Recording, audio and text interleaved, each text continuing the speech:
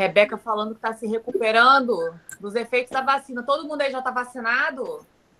Não, Jussara não, Vitor não, Daphne, sério? Eu já tô vacinada. Aqui vacinou, a Rebeca vacinou, Maricele vacinou, eu também só tomei primeira dose até agora. Aqui na minha cidade eles já estão vacinando acima de 30 já.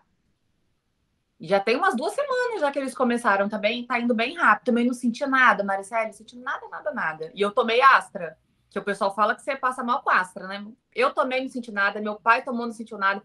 A da Pfizer eu vi gente ter reação e gente não ter. É muito relativo, gente, essas coisas, né? É muito relativo. Tem gente que sente, tem gente que não sente. Eu não senti, nem meus pais sentiram. Tá em 37 anos em Curitiba, tá devagar em Curitiba. Caramba, e eles estão indo por ano, assim, ou eles estão indo por bloco de 5 anos? Por ano, né? Por ano, um ano. Aqui foi 45, 40, 45, depois 35, 40, agora tá 30, 35, mas eles já estão acabando a galera de 30. Minas tá em 40 e poucos, aí, nossa senhora, gente. Aqui eu não sei o que aconteceu, que eles conseguiram. E tá chegando bastante vacina aqui, eu fico impressionada. Tá indo bem rapidinho, tá bem organizado. Não sei, talvez aqui é um pouquinho menos gente, talvez, não sei. Um semestre de aniversário por dia. Gente do céu, estão quebrando assim por data de aniversário? Gente do céu. Mas, ó, às vezes a gente fica achando também que aqui no Brasil tá muito devagar em relação aos outros países, mas em relação aos Estados Unidos, realmente a gente está passando vergonha. Mas, por exemplo, meu irmão mora fora, mora na Alemanha. Eu tinha certeza que ele ia tomar uma Pfizer assim, antes de todo mundo. Ele tomou mais ou menos junto comigo, na época que eu tomei. Porque eles também estão vacinando por faixa etária, então tem muito idoso, principalmente na cidade que ele mora, muito idoso, muito, né? Então a pirâmide deles é diferente da nossa, né? Então, para terminar de vacinar o povo mais idoso, demorou demais para chegar na vez dele, que ele é 1 ano e pouquinho só mais novo do que eu. A gente vacinou meio que pau a pau. Sabine chegando, Chay chegando, Luciana chegando. Bom dia para quem chegou agora há pouco. Joselma também chegou agora há pouco. Vamos dar só mais um minutinho, pessoal, para a gente começar a nossa aula. Por enquanto, eu estou só naquele bate-papo de sempre, que eu gosto de jogar a conversa fora com vocês um pouco, sempre. Para quem entrou agora, a gente vai começar a aula com uma revisão, já que essa aula 5 é a metade. Gente, metade do curso, dá para acreditar, tá passando muito rápido. Eu tô achando que tá passando rápido demais. Vocês também estão com essa sensação? Nossa senhora, eu já tô pensando assim, gente, quando acabar, o que a gente vai fazer? Pensa que tristeza, eu vou sentir falta, real. Mas o grupo de Telegram é eterno, tá, gente? A gente mantém ele eternamente. Vamos lá, pessoal, então começar a nossa aula, que eu tenho muita coisa para falar com vocês. Bora? Então vamos lá. Vamos começar com uma revisão? Vamos começar então com uma revisão do que a gente viu nas primeiras aulas até agora. Vanessa chegando também. Eu tô com uma cola aqui para não esquecer nenhum ponto que a gente passou. Primeiro, eu acho que quase todo mundo recebeu o nosso material, né? Gente! Ah, não, peraí, alguém, por favor, dá um print aí para mim com a imagem, todo mundo segurando o livrinho. Alguém dá um print. Foi? Depois vocês mandam lá no grupo. Ai, gente, ó, fiquei tão feliz quando chegou na casa de vocês, vocês começaram a mandar as fotos. É muito bom ver se materializando assim, sabe? E esse curso é muito do coração, assim, para mim. Era um sonho, né? Já contei para vocês que era um sonho de muito tempo já organizar um curso só de inteligência emocional para concurso. Eu fiz muita questão que fosse material físico, porque fala sério, não ficou fofo? Eu sou suspeita, mas não ficou fofo? Ficou fofo. Eu achei. Eu achei. Vamos lá, gente, vamos começar a nossa revisão, então. Primeira coisa, essa parte aqui é para vocês votarem o nome de vocês, tá? Não sei se ficou claro isso. Quero que vocês leiam desde o começo, preencham tudo que a gente tem para preencher. Aqui no início tem um balãozinho para a gente exercitar gratidão. Eu não sou uma pessoa tão gratiluz, não, tá, pessoal? Eu acho que tem muita coisa, muita bobagem sobre esse tipo de coisa na internet, mas às vezes eu acho que a gente realmente precisa parar e dar graças a Deus de certas coisas que a gente tem, que a gente toma por garantido, ou padrão, ou normal. E mesmo que seja normal, o normal de um não é o normal de outro. Então, assim, o fato de vocês poderem estar aqui, de eu poder estar aqui, da gente estar se encontrando, é uma coisa muito maravilhosa que a gente tem que ter gratidão no coração da gente. É um jeito de ver a vida mais leve, né? A realidade, ela tem, como a gente já conversou várias vezes, ela tem vários ângulos que você pode analisar. A vida de um lado é cruel e triste? É. E a vida de um outro lado é maravilhosa e incrível e dá muitos motivos para a gente ter gratidão? Sim. Você quer olhar de qual ângulo? Porque tudo isso é verdade. O horrível e o maravilhoso coexistem. Você quer olhar de onde? O que vai dar mais diferença na tua vida? Você olhar do lado, né, negativo ou de um lado muito positivo? Claro, com o pé na realidade. Como eu te falei, esse negócio de muito vibes, gratiluz também, às vezes eu acho que o pessoal dá uma exagerada. Mas acho importante a gente, com o pé no chão, enxergar o lado bom e leve das coisas. Bom, continuando. Primeira aula, nossa, essa aula 1 aqui, a gente conversou sobre a transitoriedade. Lembram disso? Primeira coisa que eu expliquei para vocês foi: você não é nada, você está alguma coisa. Você está concurseiro, você está triste ou feliz, você está bem preparado ou não para sua prova. Tudo isso é muito fluido, muito variável. Quando a gente enxerga que a gente está e não que a gente é alguma coisa, a gente percebe que a gente pode trabalhar com essa fluidez.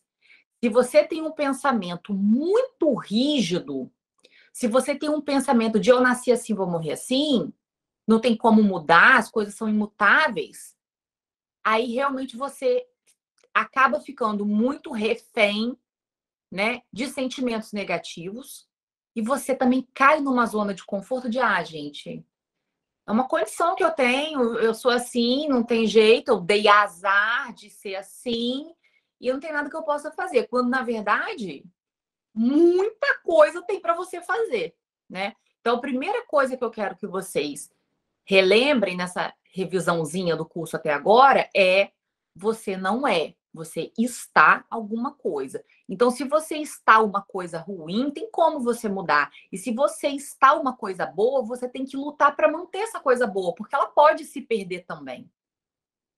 Quantas coisas boas vocês sentiram que vocês perderam desde que vocês começaram a estudar? Você provavelmente era mais calmo, mais calma. Você provavelmente era mais alegre, talvez até mais extrovertido. Você provavelmente enxergava as pessoas de um jeito mais leve. Hoje você provavelmente tem um medinho de estar em determinados lugares ou com determinadas pessoas e ser crivado de perguntas e ser julgado e ser comparado. Então tem muitas coisas boas que eu tenho certeza que vocês perderam nessa jornada de concurso. Para vocês verem como que a gente não é nada. A gente está. Então a gente tem que lutar para a gente manter as nossas características positivas. Claro que a gente tem uma tendência natural para as coisas, mas isso é fluido. Você não pode confiar 100% na tendência natural. Eu sou uma pessoa naturalmente positiva, mas quando eu estava usando para concurso e a vida estava muito difícil, eu fui ficando bastante negativa num determinado momento. A minha tendência natural não foi suficiente. Eu tive que trabalhar para voltar a ser uma pessoa positiva. Eu já perdi isso em algum momento da minha vida. Eu sou uma pessoa que eu acordo super alegre, mas já teve um momento da minha vida em que eu não acordava assim, que eu acordava ou falava, cara, para que eu vou levantar da cama? É só problema. Então a gente perde as coisas boas também. Então temos que lutar para manter as boas e para a gente transformar aquelas que não estão boas. E é possível, porque todo o tempo você muda. Você já mudou? Porque eu não consigo mudar. Você mudou milhares de vezes na sua vida. Lembra daquela época vergonhosa da adolescência, das coisas que você gostava, das roupas que você vestia? Quando você olha a foto, você fala, nem acredito, gente, que vergonha. Você mudou. E você vai mudar muito mais ainda. Então, mudar não é uma coisa difícil, é uma coisa inevitável. Você muda e você nem percebe. Às vezes você só percebe um tempão depois, quando você está muito longe já de quem você era. Você toma até um susto. Às vezes a gente nem se reconhece. Nessa jornada de concurso, eu aposto que já teve algum momento que você parou e falou assim: gente, eu nem sei do que eu gosto mais. Eu acho que passou o concurso, eu sei nem o que eu vou fazer com o meu tempo, eu não sei nem o que eu gosto de fazer, como eu gosto de me vestir, com quem eu gosto de conviver.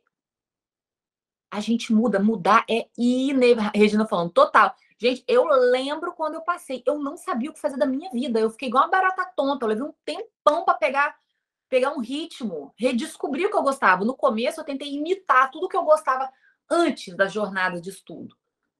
Quem eu era antes. Mas nada daquilo funcionava mais para mim.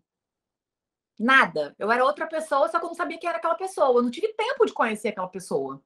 Eu fui conhecendo depois. E aí eu fui aprendendo. Quem eu era, o que eu gostava, a gente muda. Então, mudança não é difícil. A mudança, ela é inevitável e natural. Você pode não perceber que você está mudando, mas você está. O seu cabelo não é o mesmo, o seu cabelo vai caindo, vai mudando, vai crescendo, a sua pele, as células vão soltando e vai se renovando. Física e emocionalmente, a mudança é inevitável. O que a gente vai fazer é tentar jogar ela para o lado que a gente quer. Mas ela vai acontecer. Se você ficar parado, não se iluda. Se você ficar paradinho na vida, porque você está com pavor de mudança, fala, eu vou ficar bem quietinha aqui em posição fetal para nada mudar. Vai mudar mesmo assim. E ficar parado é uma atitude também, que gera suas implicações. Então, a mudança é inevitável. O que a gente está tentando fazer? Encaminhar. A gente não controla tudo, mas a gente controla muito. A gente já falou sobre isso. O que a gente está tentando fazer? Jogar para o lado que a gente quer a vida. Certo? Então, esteja sempre jogando para o lado que você quer, porque a mudança, ela tá rolando. Se você não tá jogando para o lado, ela tá indo para o lado que ela bem entende. Que a vida te leva, que outras pessoas, às vezes, te levam. Alguém tá direcionando a tua mudança. Que seja você. Que é o maior interessado no rumo da tua vida. Então, anotem isso aí. A vida tá mudando, você tá mudando. Se você não tá direcionando a mudança, outra pessoa está direcionando. Quem é essa pessoa? Essa pessoa tem os seus melhores interesses em mente ou ela tem os interesses dela em mente?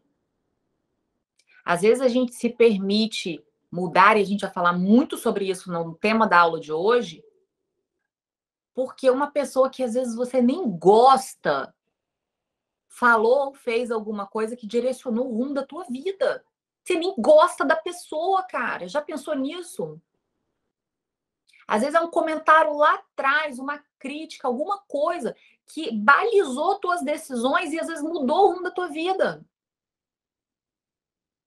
De uma pessoa que às vezes nem tá mais na tua vida, que nem quer o seu bem, ou que nem se importa se você tá bem ou se tá mal. E às vezes a gente deixa alguém pegar o leme do negócio. E aí, de repente, você chega num lugar que você não queria na vida e pensa, como é que eu vim parar aqui? Alguém direcionou. Se não foi você, foi alguém. Certo?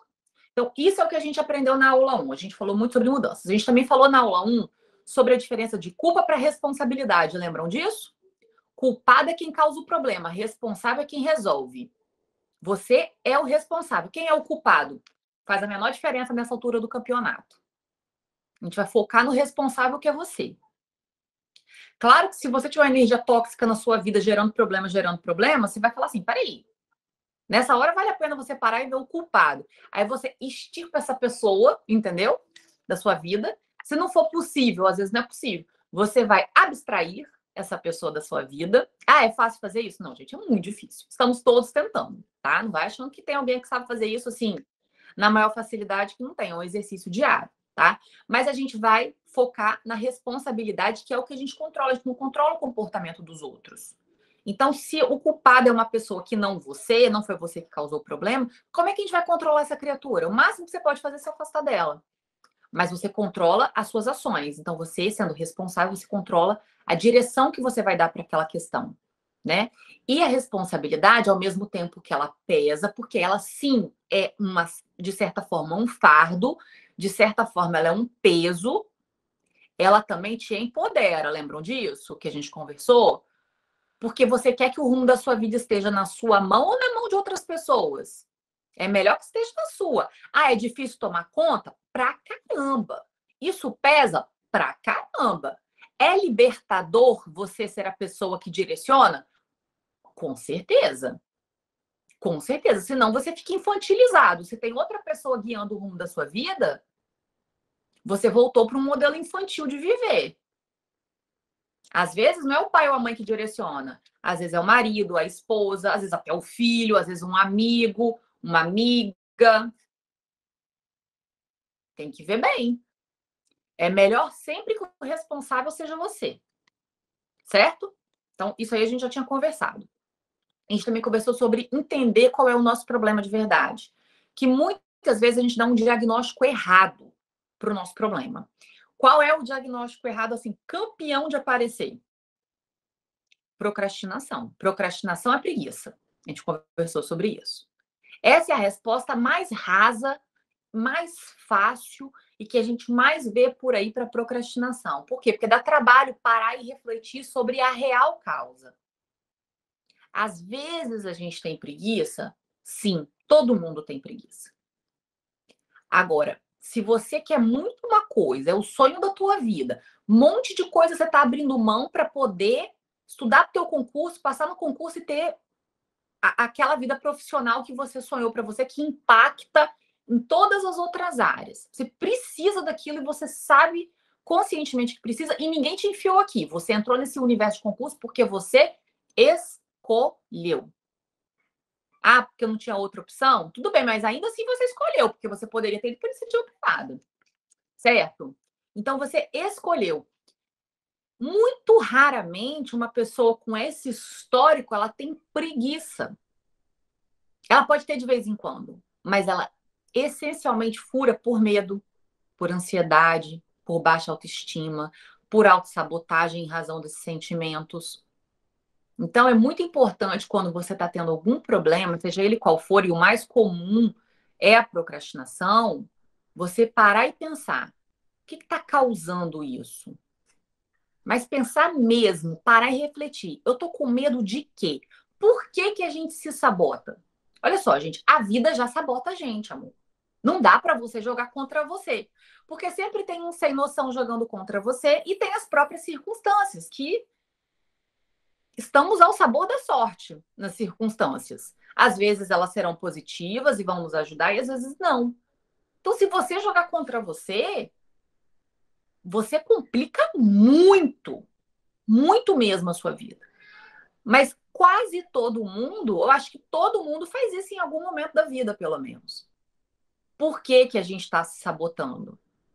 Muitas vezes é porque a gente quer cortar. Isso no pós-edital, olha, o que eu vejo não existe, gente, é demais.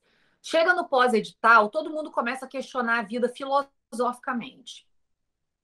Começa a questionar o foco. A pessoa ama físico, adora exatas, está estudando para físico desde que o mundo é mundo, mas é bater o pós-edital, o estresse, vai lá em cima, a ansiedade, vai lá em cima, a pessoa, vou largar tudo e vou fazer letras. Eu já vi aluno falar, vou largar tudo e fazer medicina. Acho que a minha vocação é a diplomacia. A pessoa, ela descobre essas coisas no pós-edital, entendeu? Aí depois que passa a prova, ela volta ao normal. Por que que a gente dá esse surto? Porque o pós-edital, ele é um momento de estresse muito alto. Muito, muito alto. Só quem vive sabe. E quanto mais você estudou para a prova, mais você tem ali a perder se você reprovar. Mais vai doer se você reprovar, né? Então, o estresse é absurdo. E a gente quer sair daquilo, de qualquer jeito. A gente quer sair, a gente quer cortar o estresse. Qual é um jeito que... Porque a gente não sabe o resultado da prova. A incerteza é o que vai causar esse super estresse. Será que eu vou passar? Será que eu não vou passar? Você vê a faca vindo, né? A faca vindo. Aquilo vai dando um nervoso. Às vezes a gente prefere a faca no peito do que a faca vindo. Às vezes você quer a certeza, mesmo que a certeza seja ruim. Mesmo que a certeza seja a reprovação. Às vezes a incerteza ela incomoda tanto que você para de estudar, porque aí você sabe que você não vai passar. Pronto, ganhou uma certeza que você tanto queria. Ela é horrível? Ela é horrível. Mas ela é uma certeza. Para vocês terem uma noção de autossabotagem, eu não esqueço o caso de uma aluna minha, muitos anos atrás. Ela estava fazendo uma prova para alguma agência, não lembro se era Anvisa, alguma prova assim. Ela estava mega bem preparada. Mega. Pensa numa pessoa metódica que acordava cedo, nunca teve dificuldade de acordar cedo, procrastinava pouco ou nada, focada na missão, mega bem preparada. No dia da prova, ela não botou o despertador e não acordou e não foi para a prova. Você acha que foi por acaso? Não. Tem um jeito de você ter absoluta certeza do resultado do concurso. Você não vai. É a certeza absoluta do resultado. Olha como é que às vezes a gente age. E ela também não fez isso, obviamente, de caso pensado. Ela chorou rio, ela me ligou, ela chorou rios de lágrimas no Skype naquele dia. Ela não acreditou. Mas a gente faz isso. Entenderam o porquê da autossabotagem? Muitas vezes é porque você quer ter uma certeza. E às vezes você quer ter a certeza de que você não vai passar. Por que você não quer passar? Não, mas é porque, olha só, ter a certeza da aprovação é impossível. Você pode estudar o quanto for, que você nunca vai para a prova com a certeza absoluta que você vai passar. Não dá para ter a certeza de passar, mas dá para ter a certeza de não passar. Só você não ir lá, só você não estudar. Aí a gente tem certeza absoluta. Aí o que a gente faz? Abraça a certeza. A gente adora a certeza. Abraça a certeza. E a gente nem sabe por que a gente está fazendo isso, mas a gente faz. Quem já teve relacionamentos que deram errado, deve ter uma lembrança de permanecer num relacionamento só porque ali era um território conhecido. Eu já conheço os defeitos de fulano, eu já conheço os defeitos de Beltrana. E às vezes a gente mantém relacionamentos na nossa vida justamente porque a outra opção, que é a dúvida, você vai terminar um relacionamento, você vai achar alguém melhor? Porque você estava insatisfeito. Então você quer alguém melhor, não melhor pessoa, mas no sentido de ser mais compatível com você. Se você termina um relacionamento, você colocou o que é na tua vida? A dúvida. Eu vou achar ou eu não vou achar? Às vezes lidar com essa dúvida é tão estressante que a pessoa prefere ficar num relacionamento ruim, porque ali ela já conhece. Quem nunca? Quem aí já teve relacionamento que deu errado, provavelmente passou por isso em alguma fase. Regina falando, é isso aí, Regina. Gente, já vivi isso também. A gente gosta da certeza, a incerteza incomoda muito o ser humano. E a gente tem que aprender a lidar. Que quase tudo na nossa vida é uma incerteza muito grande. E como é que a gente vai lidar? Tendo consciência dessas doideiras que a gente faz, porque a gente faz muita coisa sem consciência, a gente vive às cegas muitas vezes. Entenderam? Então, quando a gente vai tendo essa consciência do porquê que a gente se sabota, e que muitas vezes é só porque a gente quer correr da incerteza, muita gente desiste de um concurso no pós-edital, a pessoa às vezes está bem preparada, ela tem chance.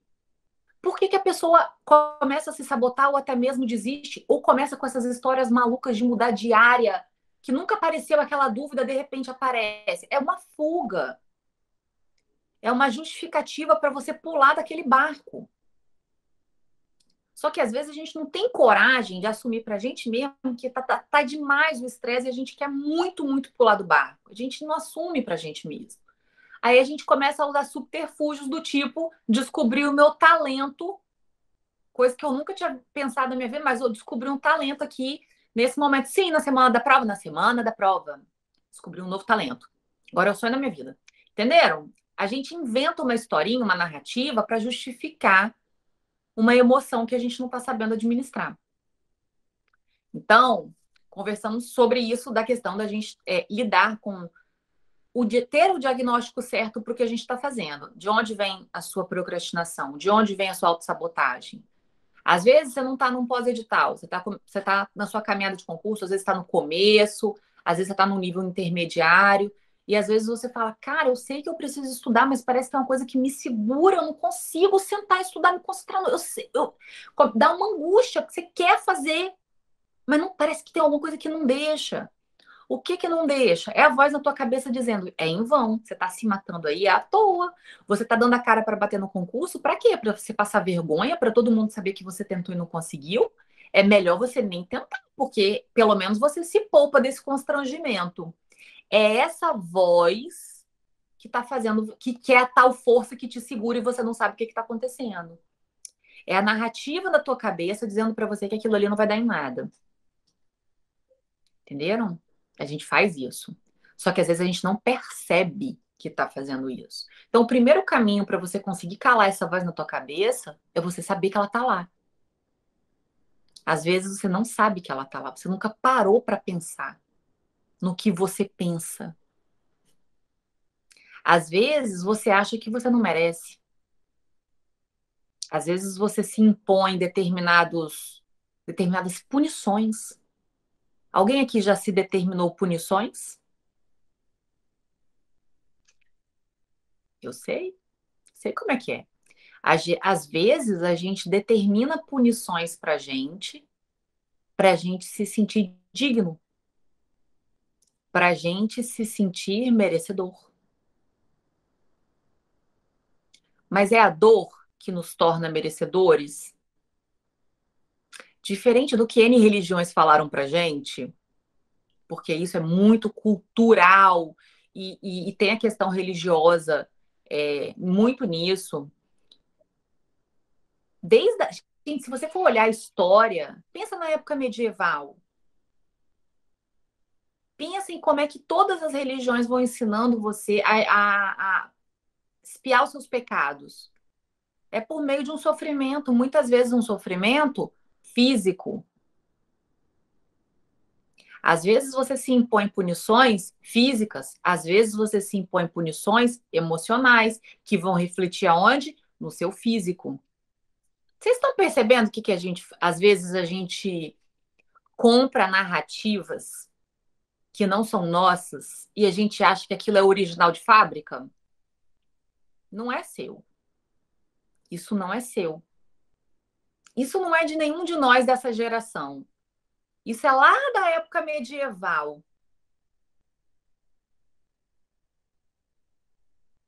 Faz sentido o que eu estou falando para vocês?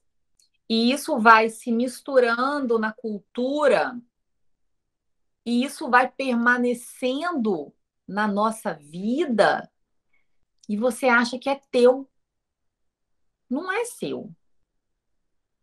Alguém lá atrás, centenas e centenas de anos atrás, colocou isso, certo? E aí, isso foi se transformando ao longo de séculos. E aí, hoje em dia, é muito mais difícil da gente perceber. Por quê? Porque uma coisa é você ver uma pessoa sendo guilhotinada numa revolução, entendeu? Uma coisa é você ver uma pessoa sendo queimada na fogueira, né? Isso aí você fala, oh, que absurdo, muito medieval. Imagina algum país impondo esse tipo de punição hoje em dia. O mundo inteirinho ia se mobilizar. Por quê? Porque é uma punição física, né? É uma coisa palpável, você está vendo. E aquela punição psicológica que é todo dia você se torturando, se batendo, se torturando, se batendo. Não dá para ver. Mas você não acha que é tão medieval quanto? Você não acha que tem que ter uma abordagem melhor hoje em dia? Você não acha que tá um pouco ultrapassado isso, gente? Não é uma coisa muito 1400 e alguma coisa que a gente está precisando tirar isso da nossa vida? Precisamos. Só que a gente tem que fazer o quê primeiro? Perceber. A gente até hoje acredita que é assim que a gente se torna digno de alguma coisa. A vida não é tão complicada, mas a gente complica muito. Veja bem, o que você precisa para passar num concurso? Marcar mais X no lugar certo do que X concorrentes para você ficar ali dando as vagas. O fiscal, a banca, o órgão público está cobrando de você que você durma chorando até soluçar? Não. Quem está fazendo isso de graça? Você. A banca cobra que você nunca veja a sua família? Ou que você não tenha um relacionamento amoroso? Gente, olha, o povo se esconde atrás disso, que é uma loucura. Não vou namorar, não vou casar, não vou fazer o quê? Enquanto eu não passar. Ai, que delícia esse escudo do concurso, hein? Quem já usou o escudo do concurso para a vida? Eu não vou viver porque eu tenho que estudar. Uhum. Conta outra. Muitas vezes a gente faz isso porque a gente está com medo de administrar outras áreas da nossa vida. Não é porque aquilo não cabe na nossa vida. Não tem nenhum órgão público que está abrindo concurso para você participar ali do convento, entendeu? Nada disso. Você super pode ter uma relação amorosa. Super pode. Ah, porque atrapalha estudar? Atrapalha. Tá cheio de gente. Gente, eu namorei minha vida inteira. Namoro bom, namoro ruim, namoro médio. Toda a minha vida de estudo, nunca me atrapalhou para nada. Claro, eu tinha uns horários, né? Eu não ficava o dia inteiro agarrada no namorado, porque, né, não tinha tempo para isso, mas dá para levar um relacionamento? Né? Tanto que tem gente que é casado, estuda e passa, tem gente casado com vários filhos, estuda e passa. Então, isso é o quê? Escudo do concurso para você se esconder da vida. Aí deixa eu te contar uma coisa. Depois que você passar, você vai usar qual escudo? Né? Vamos tirar o escudo. Vamos lá. Começa a culpar o concurso de todas as tretas psicológicas que você tem, não, porque também não é tudo culpa do concurso. Tanto que tem coisa que tá aí que já estava aí muito antes de você começar a estudar. Às vezes o concurso ele tem essa conveniência de explicar para o mundo quando a gente se esconde certas coisas. Então, parem de pagar um preço. Conclusão, parem de pagar um preço que não é cobrado de vocês. Porque senão você não aguenta a jornada, você não consegue cruzar a linha de chegada. Às vezes a pessoa fala, ai, porque não tenho mais vida depois que eu comecei a estudar. Não tem mais vida porque você está fazendo isso errado. Ah, você vai fazer sacrifícios? Vai. Mas você pode ter um relacionamento amoroso. Você pode ter planos pessoais. Eu vou conversar muito com vocês sobre isso lá na frente. Inclusive, vocês devem ter planos pessoais. De todo tipo. Porque senão, realmente, você começa a cortar tudo de livre, espontânea vontade. Por exemplo, eu usava o escudo do concurso para não fazer exercício físico, porque a preguiça era muito grande, mas preguiça pega mal. Aí o que eu falava? Não dá tempo, tem que estudar, é muito fútil. É muito fútil isso, gente. Muito fútil fazer exercício físico. Colesterol lá em cima, lá no teto. Então, vamos parar com esse escudo e começar a equilibrar as coisas. Começa a observar o que você está cortando da sua vida que você não precisa cortar. E começa a prestar muita atenção nas punições que você está se impondo. Você quer ver uma punição clássica que não tem nada a ver com você ter um bom rendimento no concurso? Pelo contrário, é a bendita da compensação de horário. Furou o cronograma. Pronto. Acabou o mundo. Você se sente tão mal, tão mal, tão mal, que você vai compensar. Compensar aonde que eu não sei, porque no teu cronograma de vida não está cabendo nenhuma pulga mais, mas você vai dobrar a carga horária onde não tem espaço para dobrar a carga horária. Aí você se impõe um dia de estudo absolutamente extenuante, porque você tem que sentir que você pagou a sua dívida. Dívida essa que só está na sua cabeça. Aí você pagou sua dívida. No dia seguinte, você tá só o pó, rende muito pouco, mas a dívida tá paga. Você não tá nem olhando muito qualidade ali. Qualidade ali ficou em segundo plano. O negócio é você aliviar a tua consciência. Culpa e punição, elas estão intimamente ligadas. E foram incutidas na sociedade lá atrás. E você está aplicando hoje em dia. Você só não está, né, na guilhotina, só não tem a fogueirinha, imagina, que loucura que seria. Mas emocionalmente você faz disso para pior. E você sabe que você faz. E você sabe que não tem nada a ver com a qualidade do seu estudo ou com passar no concurso. Tem a ver com você não se sentir digno. Tem a ver com você sentir que você merece ser punido. Tem a ver com a baixa autoestima. Então, começa a cortar esse. Olha o peso, o fardo desnecessário que você carrega. Aí depois você não entende por que, que você não está rendendo no estudo e está exausto, está exausta.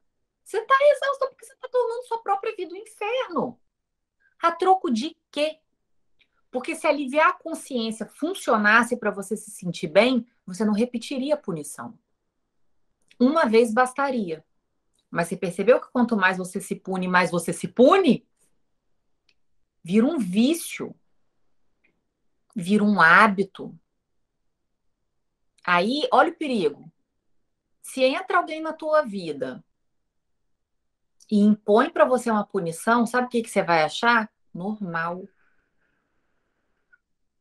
É assim que as pessoas se metem em relações abusivas, não só amorosas, de amizade, de família, de tudo. Por que que a gente permite pessoas nos tratarem mal? Porque a gente se trata pior. Faz sentido isso? Então, começa a se tratar bem para você ter um filtro limpo para você analisar as pessoas que vão entrar na sua vida. O parâmetro de tratamento é o modo como você se trata. Se você se humilha, alguém te humilhar vai ser normal. Esse vai ser o teu parâmetro. Estão sacando o perigo? Estão sacando o perigo que isso tem. Beleza, falando sobre isso também. Continua a nossa revisão. Eu estou falando da revisão, mas já estou adentrando a parte das expectativas externas das pessoas que nos cercam, né? Mas depois eu vou focar só nisso. Sobre a ansiedade, falando sobre ansiedade também. A ansiedade, que é aquela ansiedade natural, que a gente não pode ter expectativa de que a gente está estudando para concurso, está no pós-edital. Ai, meu Deus, estou ansiosa, tem uma coisa de errado comigo. Não, você está ciente da realidade que você está vivendo. Tem uma cota de ansiedade que ela é indissociável da vida. E é naturalíssimo que num pós-edital você esteja um pouco mais tenso. Normal. Não existe não sentir ansiedade. O que a gente tem que trabalhar é para que essa ansiedade não seja patológica, para que ela não vire um transtorno de ansiedade, para que ela não culmine num processo depressivo. Esse cuidado que a gente precisa ter. Ah, como é que eu sei que a minha ansiedade está normal ou que a minha ansiedade não está normal? Bom, primeiro que cada dia é um dia. Tem dia que você vai estar mais, tem dia que você vai estar menos. Agora, quais são uns sinais assim que eu acho que vale a pena, se você sente, vale a pena você procurar um médico para que ele possa dar um diagnóstico?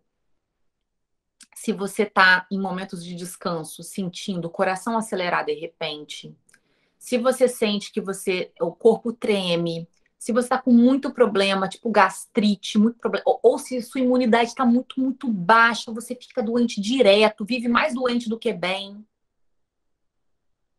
Se você sente muita falta de ar sem motivo aparente e os pensamentos intrusivos.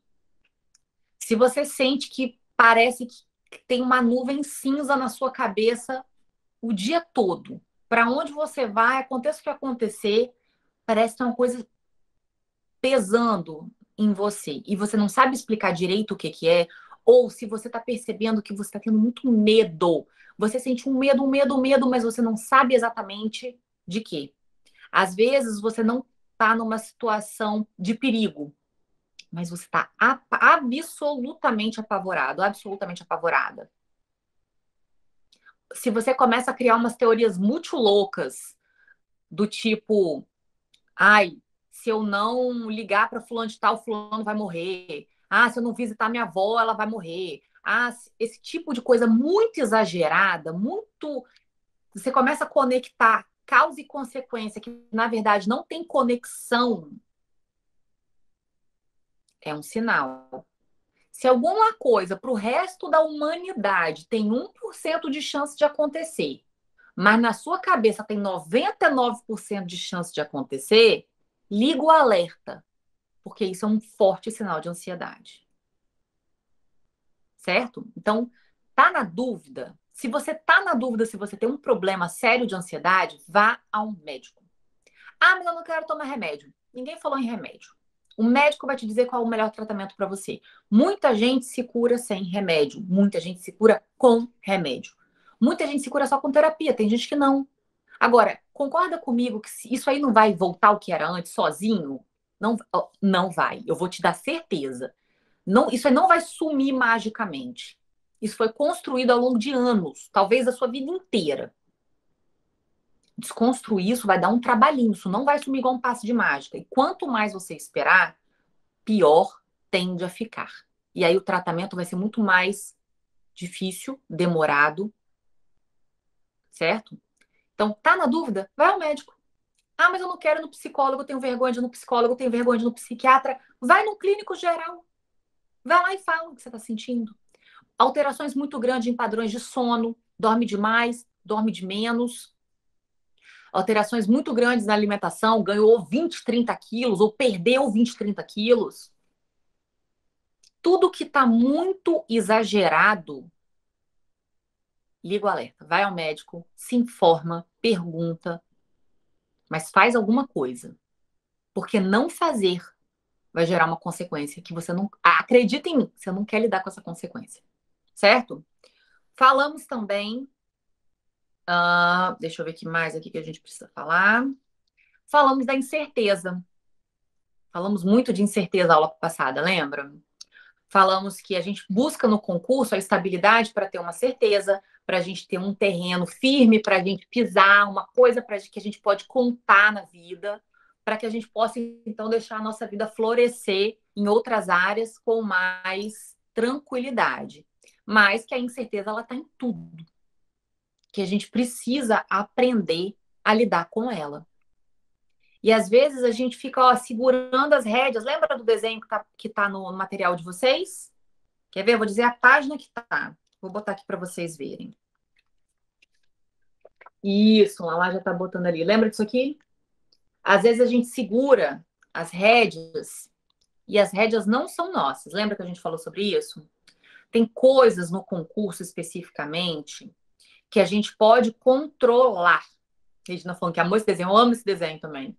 Tem coisas na vida que a gente pode controlar no concurso também. E tem coisas que a gente não pode controlar. As que a gente pode controlar dão trabalho. Que é controlar o quê? Ter um método de estudos, apurar seus percentuais de acerto, certo? Estudar, criar um cronograma, criar condições na sua vida para encaixar o seu estudo. O que a gente controla dá um trabalhão. E o que a gente não controla? Número de inscritos, o que vai aparecer no edital, qual vai ser a banca. Isso a gente não controla. Se vai passar, se não vai passar, você controla em parte. Em parte. Agora, o que a gente faz? A gente quer segurar qual rédea?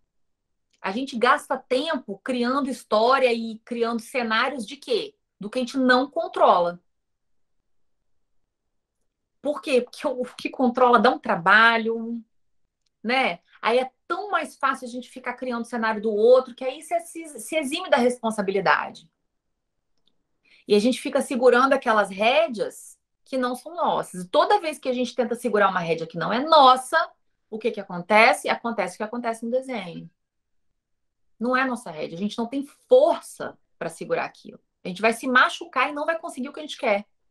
Então a gente tem que saber quais são as nossas rédeas. E sim, nessas rédeas a gente vai pegar firme. Mas nas nossas, nas que a gente pode controlar. Não se desgaste tentando confabular com o coleguinha o que vai acontecer. Porque isso não é só uma perda de tempo. Isso é uma desculpa para não estudar. Quem aqui já perdeu o dia de estudo fuçando coisa na internet que não é do seu controle? Tentando adivinhar o que vem no edital, pegar a opinião de fulano, Rainer falando eu, tentar pegar a opinião de fulano e Beltraninho disse isso, não sei quem disse aquilo. Você quer ver uma coisa que faz o ser humano perder meses de estudo? Reforma administrativa. Era exatamente isso que eu ia falar, Rafa. Reforma administrativa. Gente, Tem gente que está mais de ano sem estudar. Eu lembro, não sei se eu já comentei isso com vocês, mas eu tenho uma lembrança muito nítida da semana em que ia ser aprovada a reforma. E assim, era coisa de fim do mundo, cenário do apocalipse. Porque tem gente na internet que adora jogar um cenário de apocalipse. É tão gostoso, porque gera um engajamento lindo no Instagram. Quanto mais você choca, mais o povo se sente compelido a comentar. Quanto mais o povo comenta, mais o algoritmo te joga para outras pessoas e mais famoso você fica. Olha, ganha seguidores. Quem se ferra? Os seguidores, né? O seguidor se ferra. Mas quem postou, tá suave na nave. Então é legal criar esses cenários. Para muita gente, isso é uma diversão. É até uma maneira da pessoa tirar o medo e o estresse de dentro dela e jogar em cima de você. E você faz o quê? Cai igual um patinho. Muita gente faz isso, gente. Isso aí é muito comum. Vocês já conviveram com uma pessoa meio enlouquecida? Tem algumas pessoas na minha vida, assim, às vezes ambiente de trabalho, ambiente que você não controla quem convive com você, que são totalmente surtadinhas.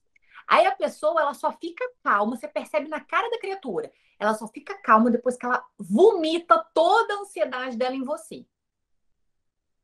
Aí você fica uns 3 dias péssimo e a pessoa na hora tá curada. Você fica, você olha na cara da pessoa, ela chega a tá leve, até a pele fica mais esticada, as rugas até desaparecem.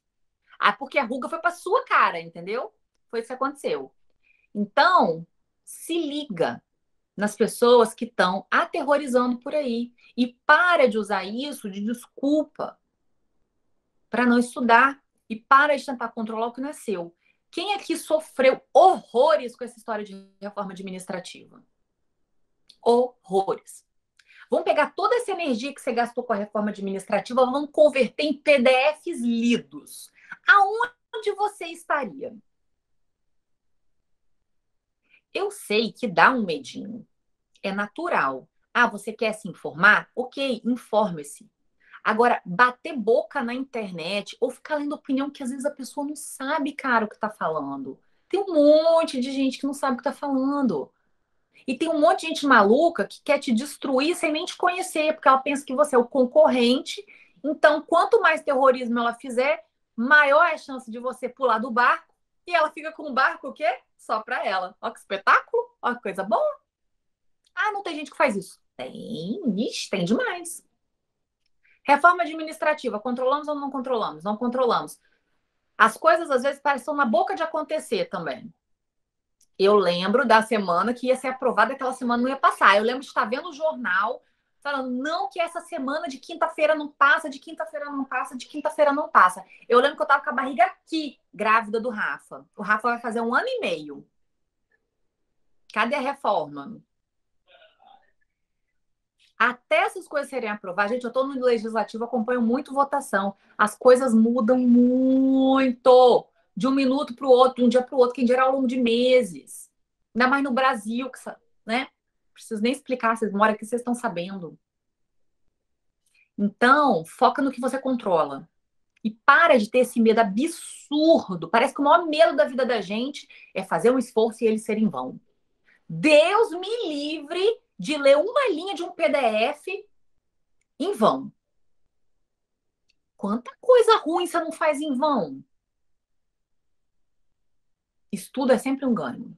Claro que ninguém quer ficar estudando para concurso à toa, a gente estuda para passar. Mas, gente, vocês acham que essas notícias de tirar privilégios, né? Como se estabilidade fosse privilégio. Deus me livre se eu não tivesse aquilo, não, acho que eu já tinha enlouquecido como servidora pública. Aquilo ali é nosso escudo contra ilegalidades. Basicamente isso.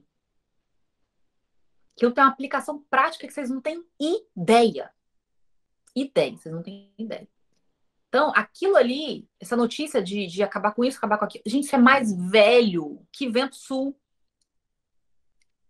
Isso é muito velho.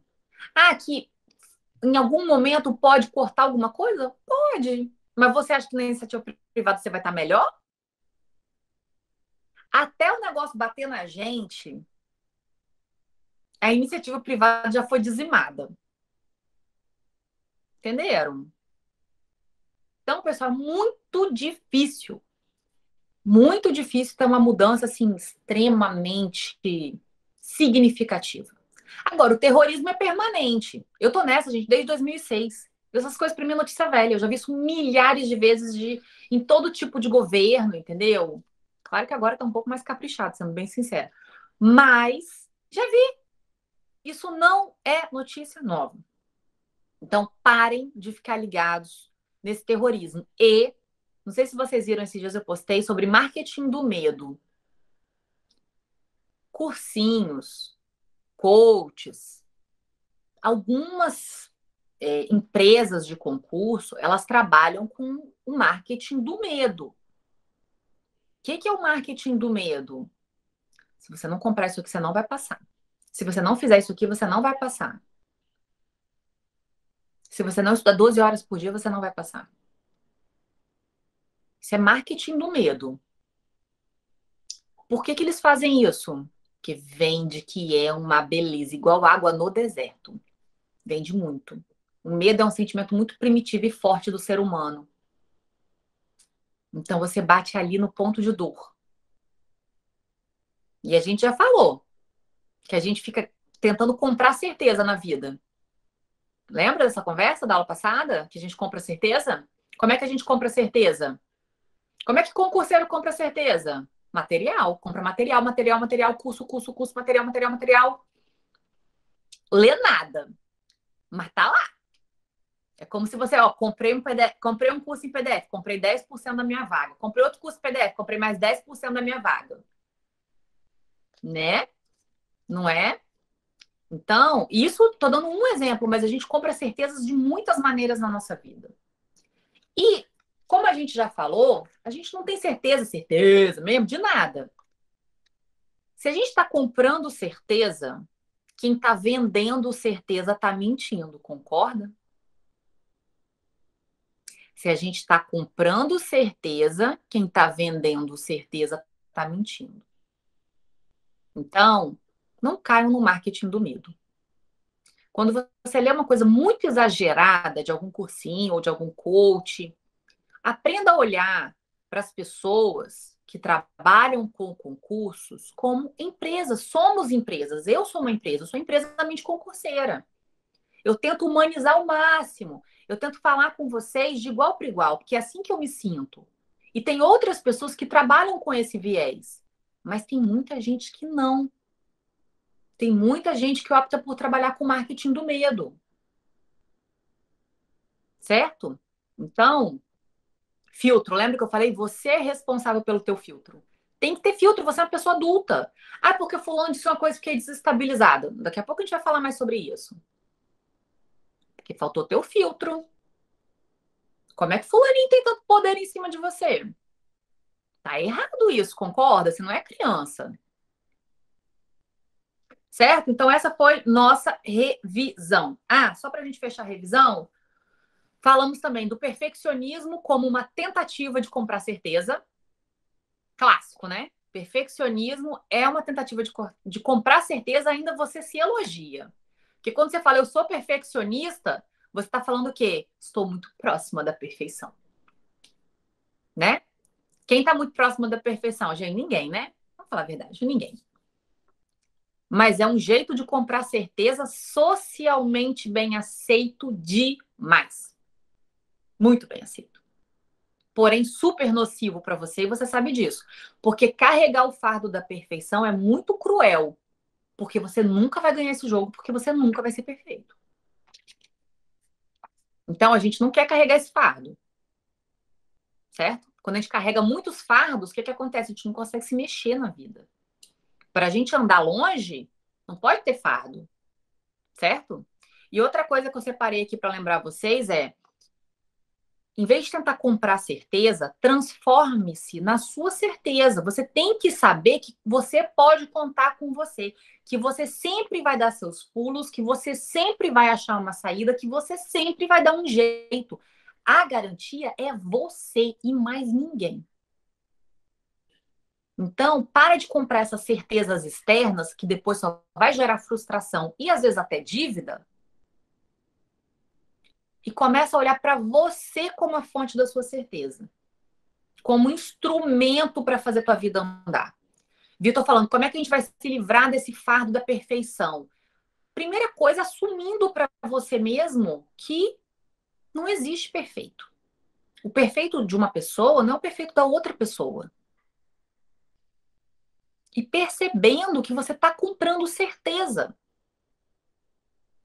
E não existe essa certeza. A gente quer uma garantia para estudar. Eu quero ter a garantia que eu vou passar. Eu só estudo se eu tiver certeza que eu vou passar.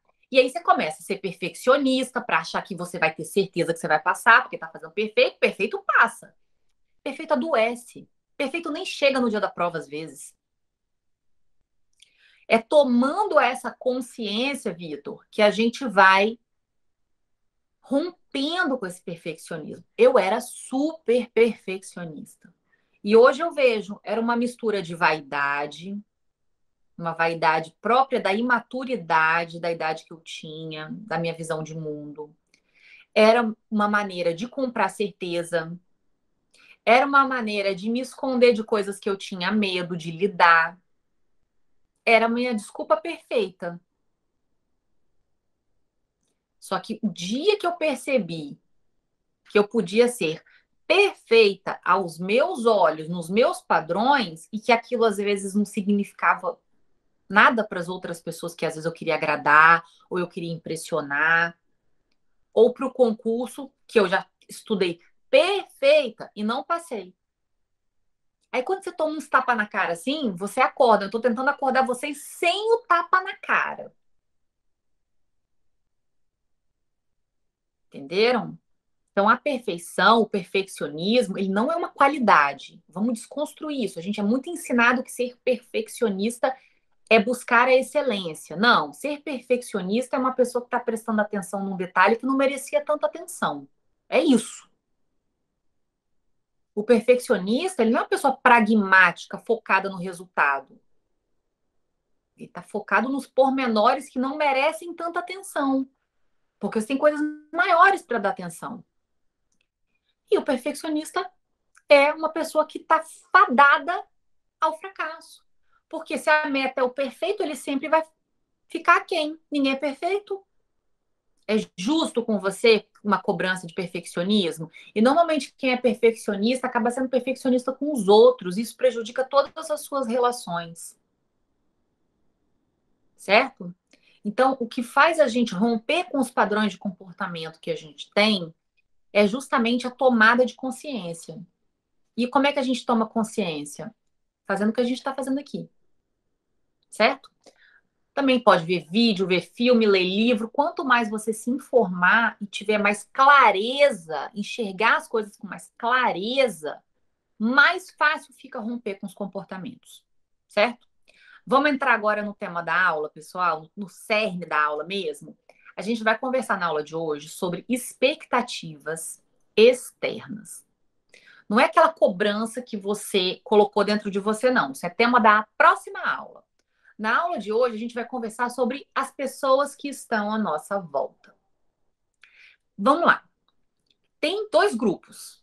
Vamos dividir em dois grupos para facilitar a nossa explicação aqui.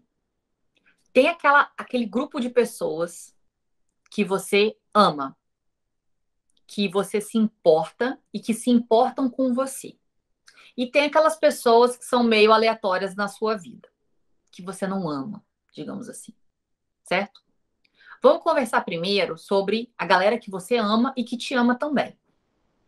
Vamos falar principalmente aqui de família. O pai, a mãe, os irmãos. Eu li os depoimentos de vocês lá no nosso grupo do Telegram. E a família, o marido, a esposa, o namorado, a namorada, aquelas pessoas muito próximas de você.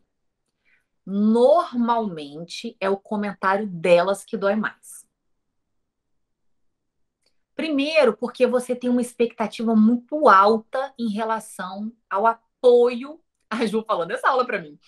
O apoio que você vai receber dessas pessoas. A gente tem uma expectativa muito alta.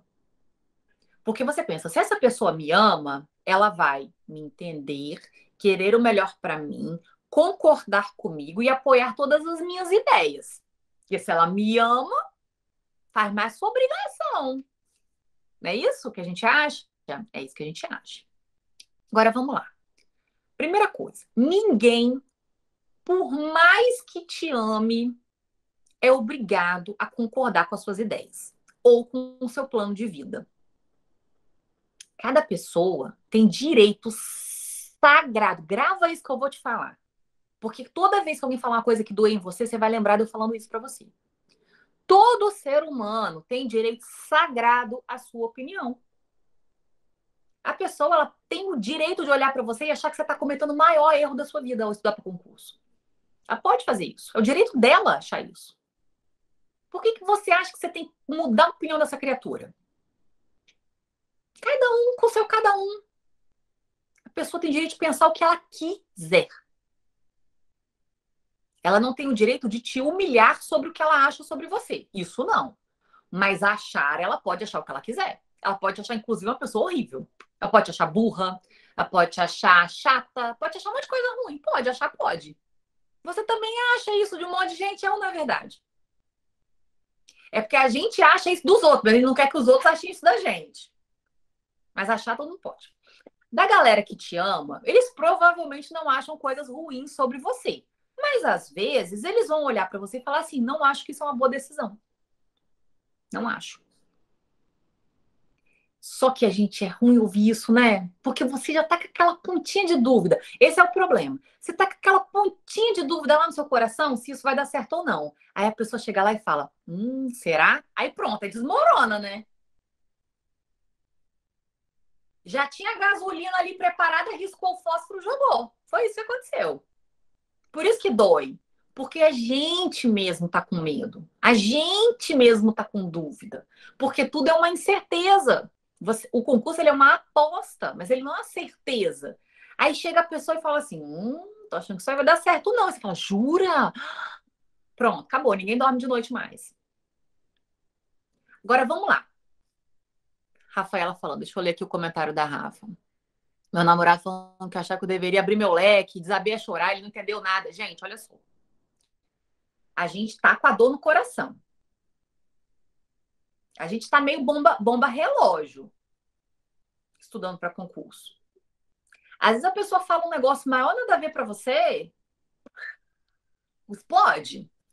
Por quê? Porque estamos bomba relógio. A gente tem que assumir também nossas fraquezas, nossos problemas. A gente tá bomba relógio. A galera que te ama, vamos lá. Vamos falar primeiro da galera mais velha do que você, de outra geração. Os pais, ou os avós, ou aquele tio sem noção, ou a tia sem noção. Essas pessoas viveram num mundo muito diferente do que você vive agora. Para essas pessoas, às vezes um curso de datilografia era suficiente para a pessoa ter sucesso profissional, comprar uma casa e ter 4 filhos. Para a mulher fazer uma faculdade, fazer aquele curso normal, minha avó sempre conta isso, para ser professora era o ápice de ser bem-sucedida. Nem existia, minha gente, ficar falando pós-graduação, mestrado, blá, blá, blá. Eu aposto que muitas pessoas, pais, avós de vocês, às vezes não fizeram faculdade, muitas vezes não terminaram nem o primeiro grau. Era outro planeta, cara. Assim eu falando, minha avó fez curso de normalista, minha bisavó fez. Então, era assim, um esforço que você fazia de estudo de uns 2 anos a mais, ou uns 3 anos a mais, e isso te jogava assim no Olimpo da vida profissional. Ah, era fácil? Não, eles tinham outras dificuldades. Primeiro, pensa uma vida sem celular, sem internet. A dificuldade que era acessar uma informação. A dificuldade que era você arranjar um livro. Você não tinha tanto acesso à informação. Então, eles tinham outras dificuldades, certo? Eles viveram a vida profissional, os pais, na nossa faixa etária, né? Os nossos pais viveram o início da formação das famílias num período em que a inflação no Brasil era uma coisa insana. Vocês devem lembrar que quando criança, os pais iam em 4, 5 supermercados para fazer compra. Porque a variação de um para outro era um troço de 100%, 200%. Então, eles tiveram outros problemas. Então, eu não estou dizendo que foi fácil para eles. Muitos vieram de uma vida em que os avós ou os bisavós de vocês muito provavelmente vieram da área rural, certo? Então são outros percalços. Agora, uma vez focado entrar nesse mundo de estudo que nem todo mundo teve a oportunidade de fazer, para quem naquela época teve a oportunidade, foram poucos, de entrar numa faculdade, por exemplo, ou de fazer um curso de datilografia, ou de fazer um curso técnico. Isso já era raro naquela época. Quem conseguiu fazer, subiu mais rápido. Alguns de vocês têm pais que são servidores públicos e fizeram concurso. Se eu tenho 10 anos de serviço público, gente, os pais de vocês têm 30, 40 anos de serviço público, às vezes já estão até aposentados. Para quem tem parente que é servidor, essa pessoa vai ter uma visão muito diferente do que é um concurso público. Não tem comparação o que era um concurso 20, 30 anos atrás com o que é um concurso hoje. Então, vocês têm que entender primeiro o ângulo, qual é a história de vida que essa pessoa tem para fazer a lente que te olha. A lente que te olha foi construída meio século atrás. E muitas vezes a pessoa não atualizou a lente. Ela atualizou outras coisas, mas aquela etapa da vida dela, que era adentrar a vida profissional e depois só seguir carreira, essa entrada na vida profissional ela não teve que fazer de novo. Então ela está com um padrão de 50 anos atrás. E aí ela está te olhando com uma lente, às vezes, da década de 60, da década de 70. E a pessoa olha para você e fala: mas por que está demorando tanto? Naquela época não demorava tanto. Os pais de vocês, os avós de vocês, casaram com que idade? A maior parte na faixa dos 20 anos. Hoje em dia, muita gente casa depois dos 30. Uma mulher que casava depois dos 30, há 30 anos atrás, estava casando muito velha. Eu vejo a minha mãe teve 3 filhos. O meu irmão mais novo nasceu quando ela tinha 28 anos. 3. Pensa, eu nasci, a minha mãe tinha 22 anos. Eu tive meu filho com 35 para 36 anos. E isso é próprio da nossa geração. Então, para a gente, tudo está mais demorado. Quem com 20 e pouquinhos tem condição de casar, alugar um apartamento, tô dizendo nem comprar, tá? Alugar um apartamento, ter um mínimozinho padrão de vida e ainda por cima sair tendo criança à torta e à direita, que os povos tinham 3, 4, 5 filhos, gente. Outro planeta. E isso não é tão velho assim, década de 80. Década de 80 foi o baby boom no Brasil. Os casais tinham muito mais filhos. Hoje em dia, se você olhar a sua volta, você vai ver a taxa de natalidade no Brasil é menos de 2 filhos por casal. É tudo mais difícil hoje. Tudo mais difícil. A inserção da mulher no mercado de trabalho, observa se não está casando duas coisas. A gente entrou no mercado de trabalho, lindo, maravilhoso, mas os salários, antigamente, um homem sustentava a casa sozinho e ainda podia ter uns 2, 3 filhos, e você conseguia botar numa escola particular. Hoje em dia, é muito difícil você ver um cara que teria condição de fazer isso. Junta o salário do homem e da mulher e não dá o salário do homem de 30 anos atrás. Vocês estão vendo essa realidade em volta de vocês, na vida de vocês? Então, o que a gente está vendo aqui, essa galera não viveu. Não viveu. E eles estão usando a vida deles como parâmetro. É natural que a gente faça isso. Todo mundo usa a própria vida de parâmetro.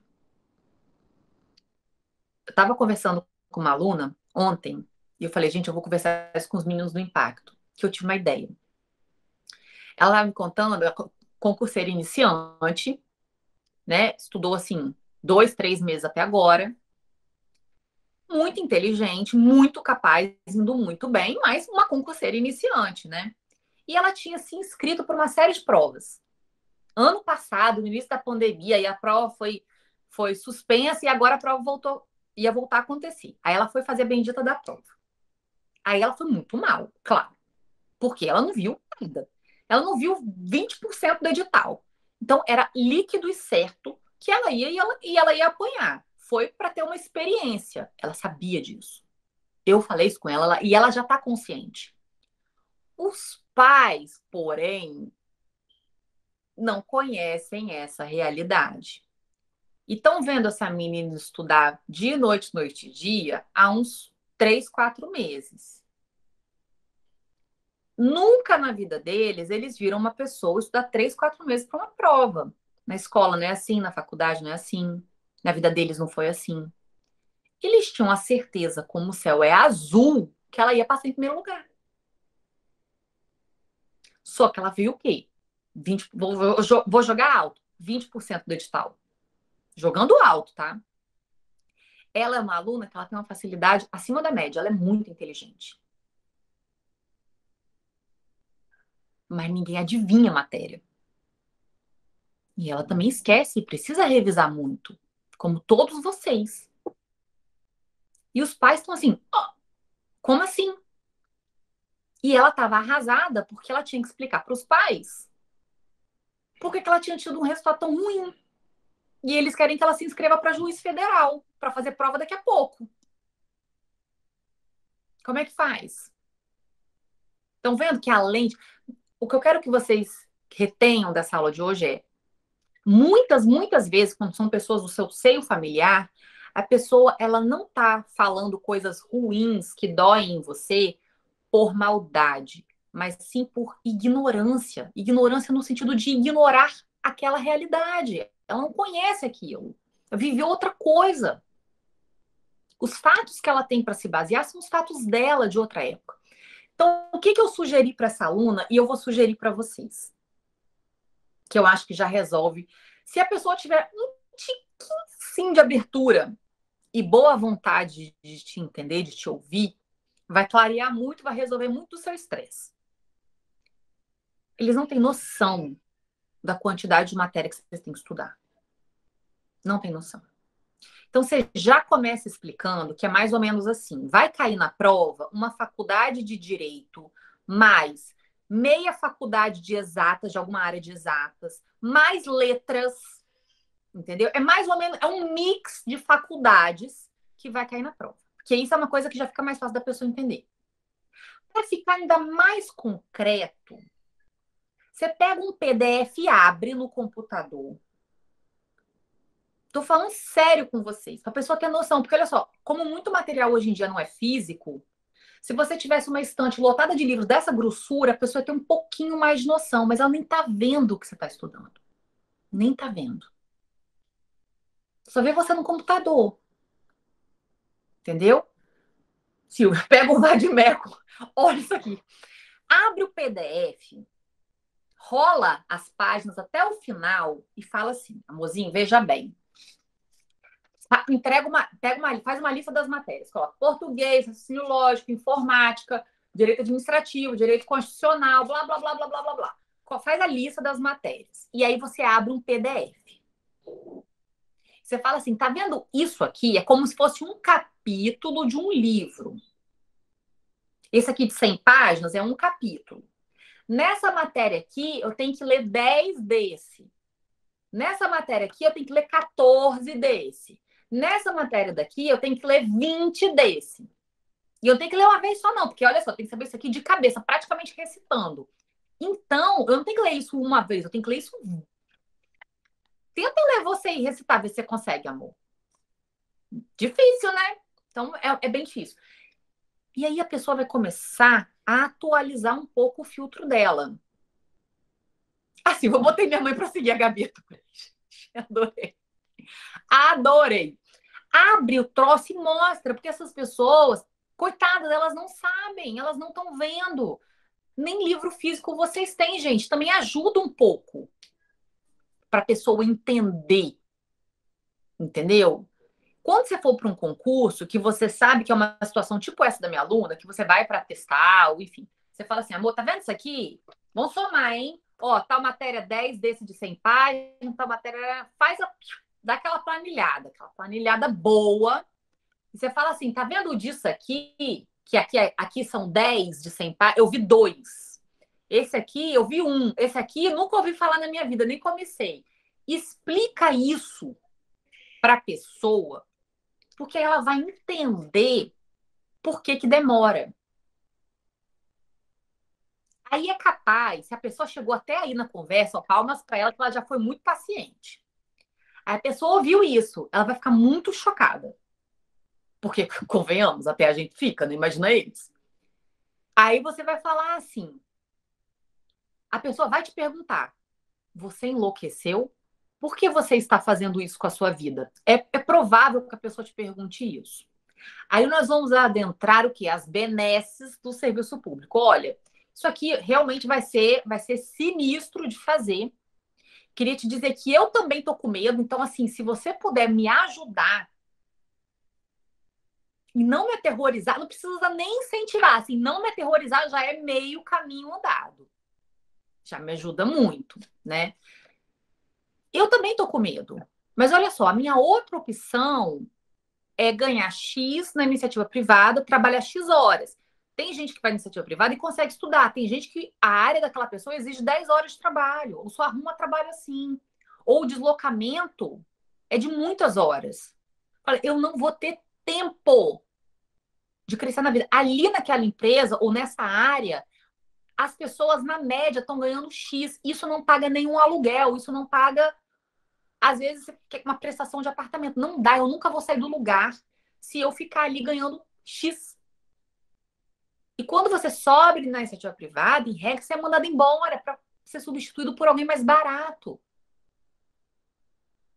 Então, vislumbrando esse cenário de vida, você há de convir comigo, querido familiar, que se eu ficar aqui e aguentar firme, é bem provável que eu esteja daqui a 5 anos muito melhor por ter feito isso do que por ter ido para a iniciativa privada. Que às vezes eu vou ter o salário ali, mas não vou ter o tempo para estudar. Ou se você trabalha e estuda, fica até mais fácil, porque a cobrança às vezes é maior em quem não trabalha, né? Até pela questão da dependência financeira e tudo mais.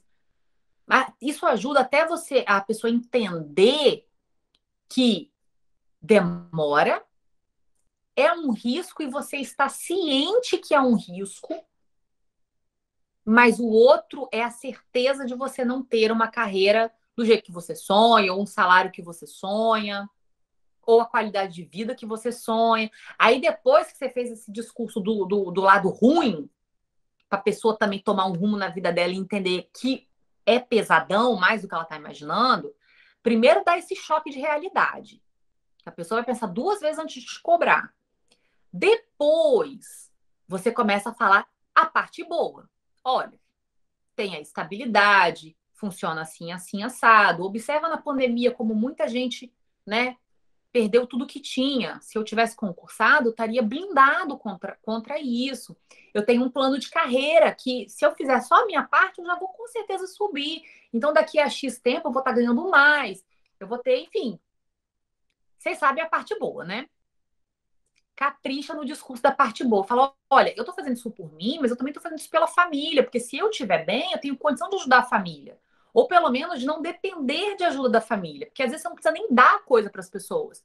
Só você não precisar de ajuda financeira já é um alívio para a família toda. Então você fala, olha, esse projeto é meu, mas na verdade esse projeto é nosso, porque uma coisa boa dessa para minha vida não tem como não espirrar em vocês. Dependendo do tipo de relação que você tem com sua família, promete. Quando eu passar, eu vou te dar a viagem. Quando eu passar, vamos fazer churrasco todo domingo para a gente vir a forra de todo o tempo que eu fiquei longe de todo mundo, né? Que eu não tive tanto tempo para conviver. Tem que saber explicar e tem que ter a paciência de explicar. Você não pode querer que uma pessoa que não viveu isso entenda o que você está passando ou saiba ajudar, certo? Então, primeiro, tira um dia para fazer isso. Mas abre o PDF, que senão a pessoa não vai entender. Pensa só, quando você entrou nesse mundo de concurso, você tomou um choque. Porque ninguém entra aqui sabendo do que está acontecendo. Porque senão não entrava. A gente entra de inocente, toma um susto, quando se dá conta já andou demais para voltar. Não vale mais a pena voltar atrás. Aí você continua por falta de opção. Você fala, cara, depois de tudo que eu já fiz, agora eu vou pegar minha vaga. Ninguém entra consciente. Então, se nem você mesmo sabia como era, como é que você quer que seu pai e sua mãe saibam? Seu irmão, às vezes, que não viveu isso. Não dá. Você vai explicar direitinho do jeito que eu te falei. E depois você vai rasgar seda falando todas as benesses, as maravilhas do serviço público sensacional. Tem gente que vai mudar da água para o vinho e isso vai bastar. Tem gente que vai sair andando no meio desse papo. E aí você vai fazer o quê? Eu tentei. Mas tenta. Tem gente que às vezes ama a gente, mas não sabe ajudar. Nem todo mundo tem habilidade emocional de dar apoio. Concorda? Não tem. Às vezes a pessoa ela tem um sentimento, mas ela não sabe verbalizar. Mais uma vez, pensa nos seus avós com os seus pais. Inteligência emocional nem era um termo que existia na época. Como é que era a educação antigamente? Manda, obedece, não obedece, apanha. Não tinha diálogo pai e filho na maioria das famílias. Não tinha isso. Muito menos apoio emocional, gente.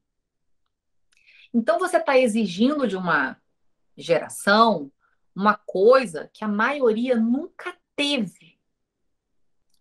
Tem gente que consegue desenvolver isso, até porque não teve e sofreu por não ter, e buscou aprender isso e consegue passar para os filhos? Existe. Existe. Eu tenho essa sorte na minha família. Mas tem gente que não sabe. Tem gente que não consegue. Então, você tem que ter uma certa compaixão e uma certa paciência de entender que, essa pessoa não conhece a fundo a tua realidade. Por mais que você explique, é difícil ela entender. Você não entenderia, você não sabia que era assim também. Então, lembra disso. Segundo, às vezes a pessoa não sabe ajudar, não é que ela não quer ajudar. E esse marketing do medo que eu falo com vocês, e essa educação muito repressora, muito de punitiva, né? Era o jeito que se educava antigamente. Quantas vezes você não ouviu? Ah, mas você tem que ser boazinha, porque fulano é boazinha. Ah, você tem que ser estudioso, porque seu primo é estudioso. Olha lá que lindo fulaninho fazendo tal coisa, tem que fazer também. Era um jeito muito rudimentar, vamos chamar de rudimentar, de motivar. Vocês provavelmente escutaram isso. Minha avó, por exemplo, é um anjo, maravilhosa, maravilhosa. Mas a vovó não se contentava. Era a Sandy aparecer na televisão, começava o inferno para mim. Por que que você não canta igual a Sandy? Por que que você não vai no programa do Raul Gil também? Deus me livre. Mas e ela comparava demais. Tipo, olha a fulaninha fazendo isso. Até hoje ela faz. Um tá chorando, se meu filho chorar e a priminha não estiver chorando, ela vai olhar pro meu filho e vai falar: Olha, por que que você não fica quietinho igual a sua prima? É uma maldade? Não. É uma crítica? Também não. É o jeito de motivar de antigamente. É o que eu chamo de motivação medieval. Entenderam? A pessoa tá fazendo. Eu era comparado com a Sandy, gente. Por que que eu não ia no Raul Gil? Por que que eu não... Eu fazia balé, a vovó perguntava por que que eu não ia dançar balé no programa do Raul Gil. Não era minha meta de vida, vó. Não era. Entenderam? Então as pessoas, elas têm o filtro delas com a realidade delas e elas estão olhando para você com esse filtro, não com o seu filtro. E às vezes elas falam coisas ruins que vão doer em você, tipo, seu primo tá ganhando X mil reais por mês, que isso é generalizado, gente. Se isso virou meme, isso tá em toda a família brasileira. As pessoas às vezes falam isso, as pessoas que nos amam, tá? Falam isso porque elas acham que elas estão te motivando. Elas acham que estão te fazendo um bem. E às vezes, o que que a gente faz? A gente também não sabe, às vezes, ser claro com as pessoas. Ou tem medo de falar, não sabe verbalizar, não está acostumada a verbalizar sentimento. Eu sou sempre a favor de falar tudo muito rasgado. Então, se alguém chegar para você e falar, poxa, seu primo está ganhando 20 mil reais, você está ganhando 0 reais. Você vai olhar para a pessoa, você já experimentou olhar para a pessoa e falar assim, caramba, você me magoou muito agora. Se desmonta 90% das pessoas. Mas o que que você quer fazer?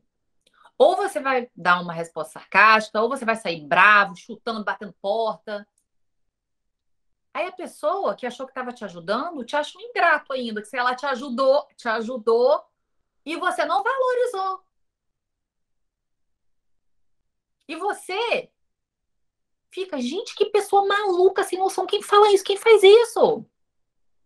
Mas em nenhum momento vocês conversaram isso claramente um com o outro. Vocês estão entendendo? Que tal você cortar caminho na vida e falar as coisas?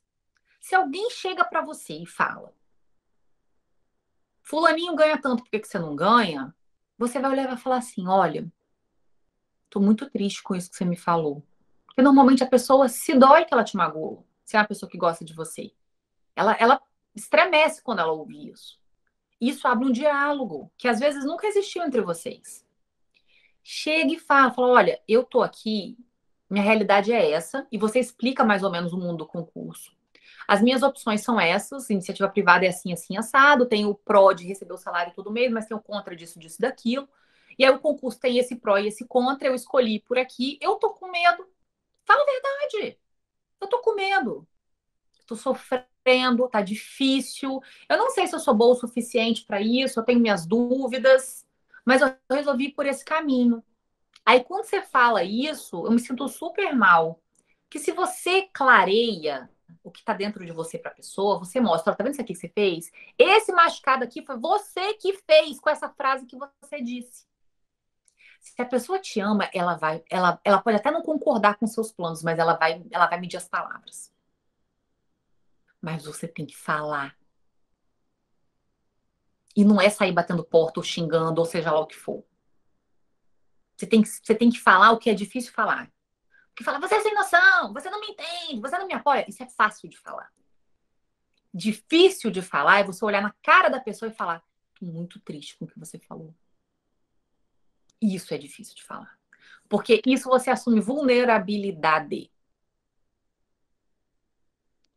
Partir para agressividade, você não está assumindo vulnerabilidade. Falar, você me magoou. Isso que você falou, caramba, tipo, faltou até o ar aqui agora. Doeu. Fala.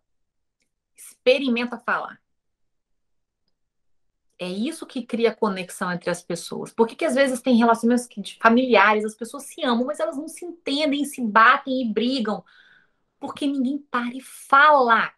Fala a verdade. Fala a verdade.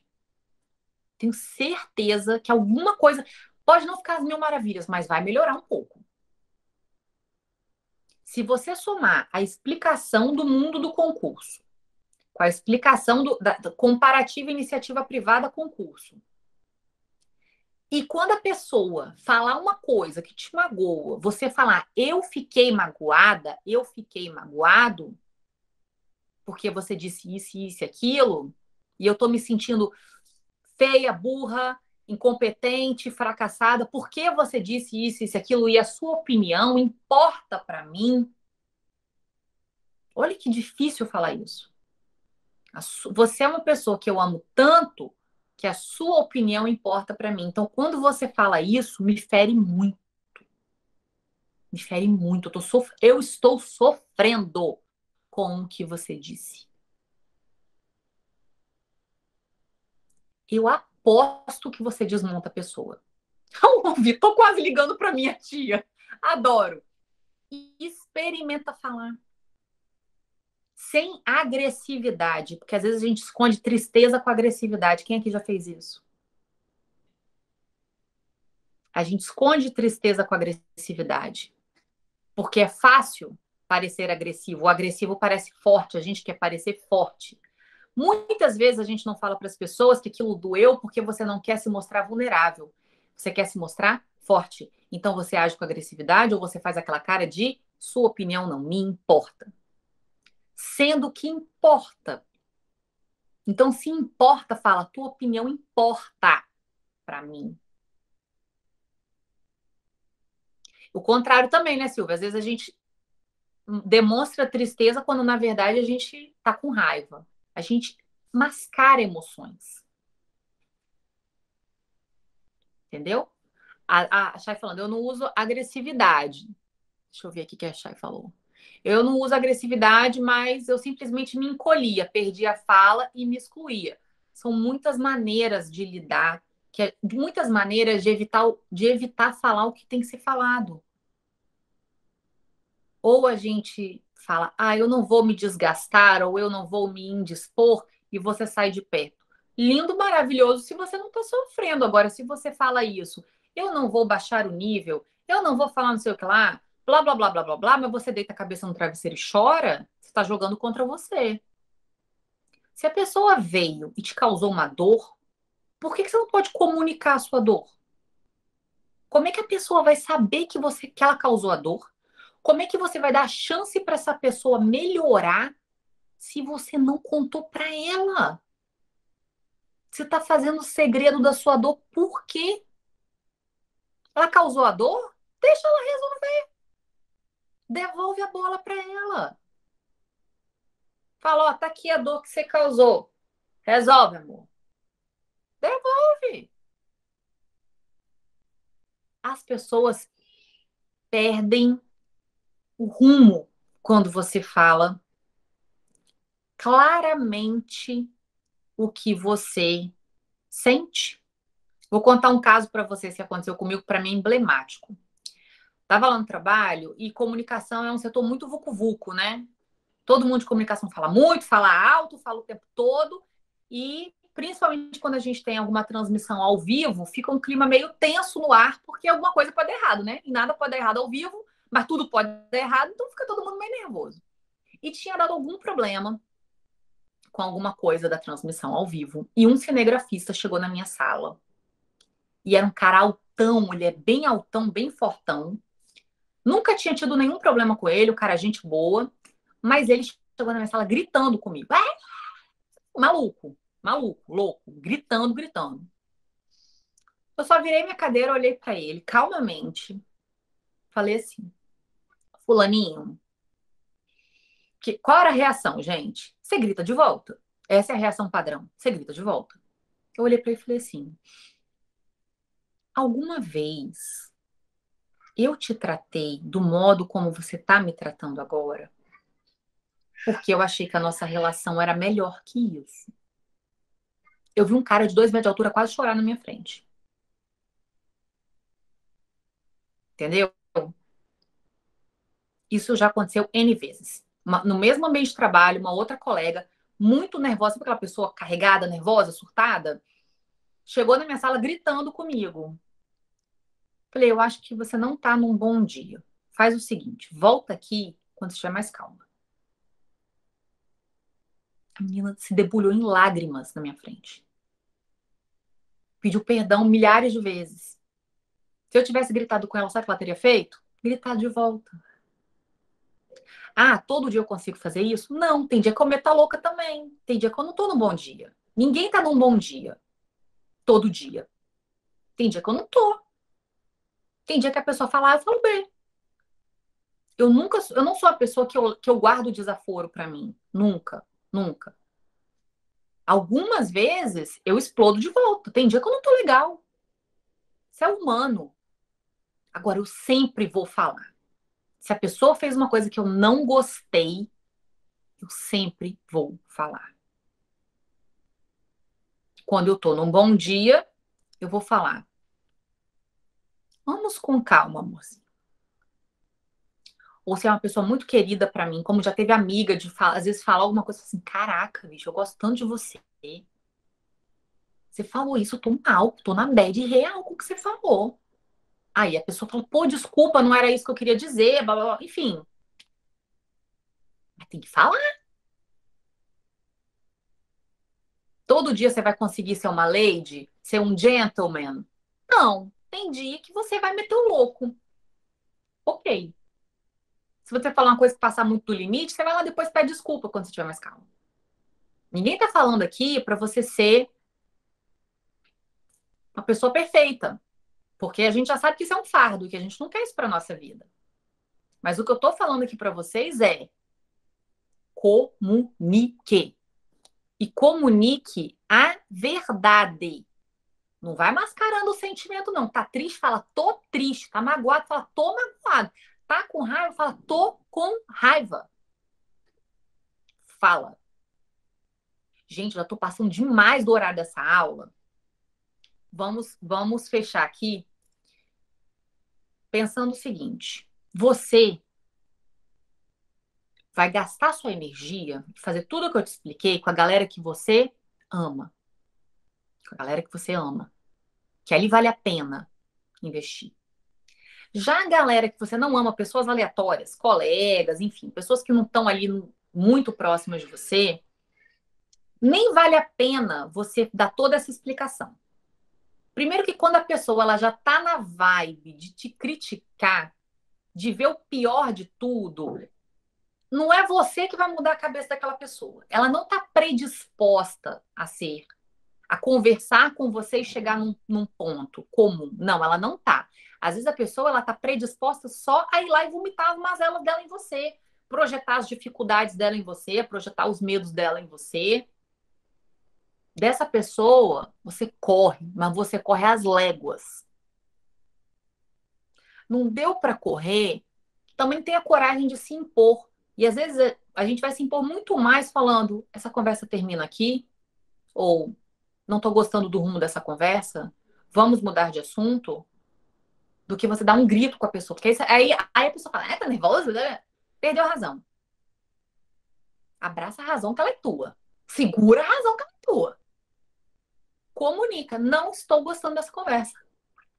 Ou não dou esse tipo, não gosto que você tenha esse tipo de liberdade comigo, não me sinto à vontade. Adoro falar isso para as pessoas porque eu pareço tão fina. Não me sinto à vontade em conversar esse assunto com você porque é muito pessoal. É maravilhoso. O que você está dizendo para a pessoa? Não é da tua conta, não te dou essa intimidade. Só que você fala finamente. Não estou confortável em conversar um tema tão íntimo com você. Aí, o que está nas entrelinhas? Pessoa intrometida sem noção. Mas você não falou. Olha que coisa maravilhosa. Já tem essas respostinhas na cabeça, porque às vezes nem todo mundo tem a habilidade de dar essas respostas de bate-pronto. A gente só lembra disso quando? Quando a gente está chorando no chuveiro, uma coisa maravilhosa. Que ali você é a pessoa sensacional da discussão, você sabe todas as respostas que você tem que dar. A pessoa ia ficar assim, nossa, destruída se você falasse X, Y, Z. Mas você só lembrou daquilo 3 horas depois. Não é? Então, se você é essa pessoa que tem essa dificuldade, você sente que as pessoas constantemente estão te atropelando, sendo invasivas, sendo sem noção, entendeu? Te magoando, e tá todo mundo sempre saindo impune dessa postura com você, e a notícia corre, tá? Se você ganha a fama de uma pessoa que leva desaforo, adivinha? Você vai levar mais e mais desaforo. O dia que a pessoa estiver na bed e quiser vomitar em alguém, adivinha quem é a vítima preferida? Você. Agora, tem maneiras e maneiras de responder. Como eu disse, é todo dia que você vai chegar pro coleguinha sem noção e falar, estou desconfortável com essa conversa porque esse assunto é íntimo. Não, tem dia que você vai falar assim, cala a boquinha, fica na sua, que isso não é da sua conta. Tem dia que você vai falar isso. Tudo bem também.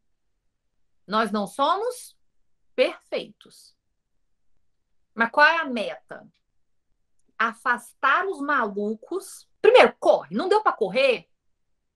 A nossa resposta decorada, ela cabe em qualquer tipo de treta. Não estou confortável de conversar um assunto tão íntimo com você. Tipo, quem és tu na fila do pão da minha vida? Ninguém. É isso que a gente tá falando. Só que finamente. No dia que der, seja fino. No dia que não der, não seja. Mas para de engolir sapo e principalmente para a gente fechar a aula de hoje, para de acreditar em tudo que as pessoas te dizem sobre você. Quem são elas? Nem a gente se conhece. Quem dirá alguém que não está dentro de você? Para saber o que você já sentiu, já passou na sua vida, os seus sonhos, o que é bom para você, o que te deixa feliz, o que te deixa em paz. A pessoa não sabe.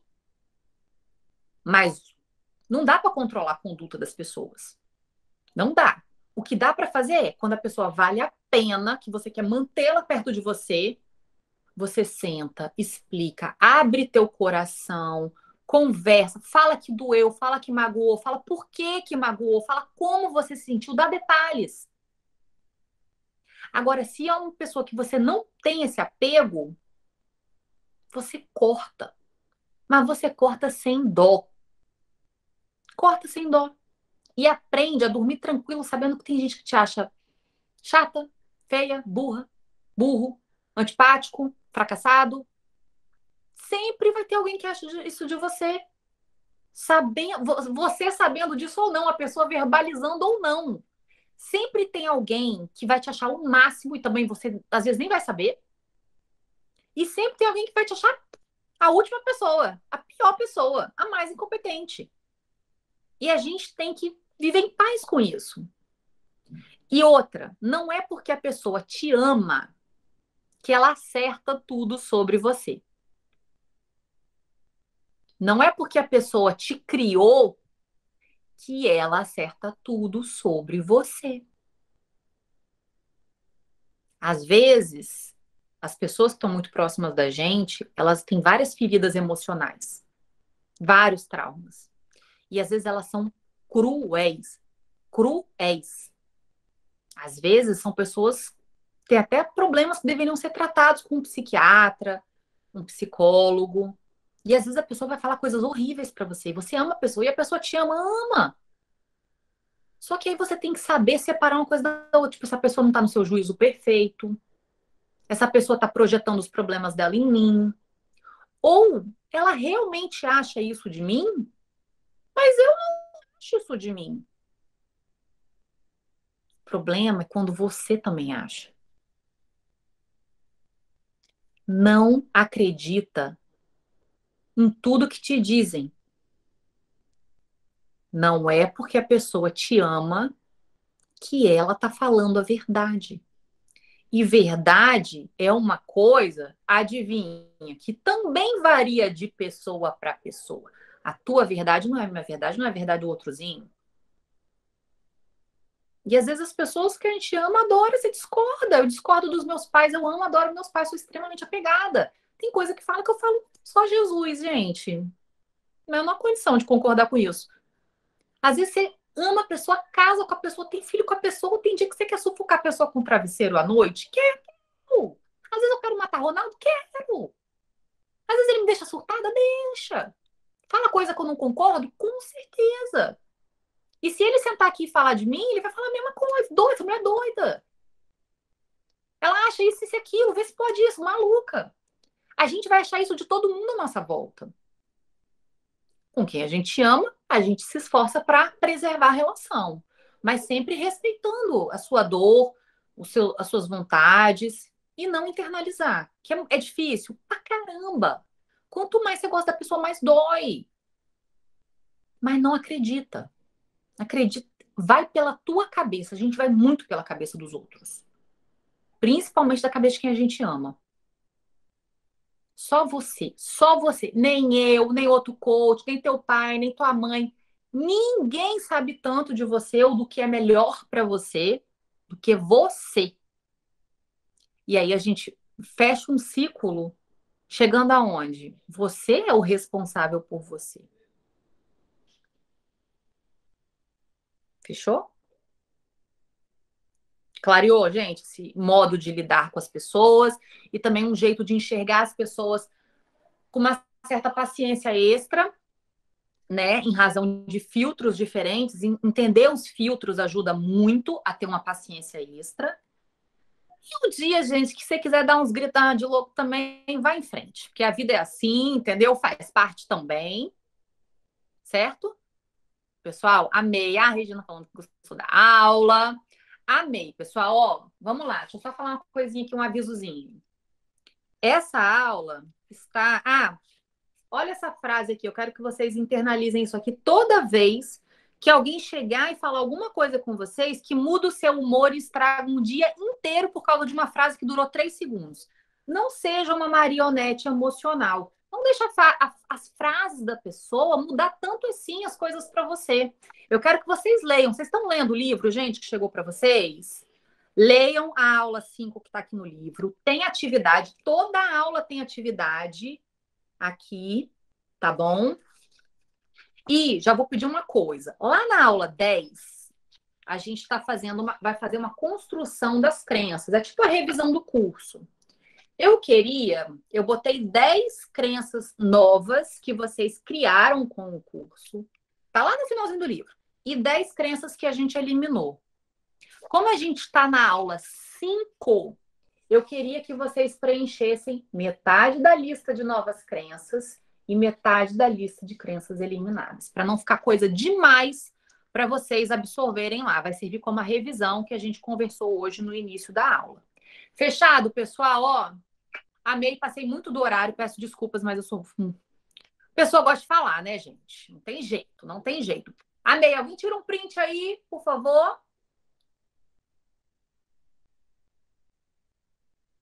Manda no grupo aí pra gente.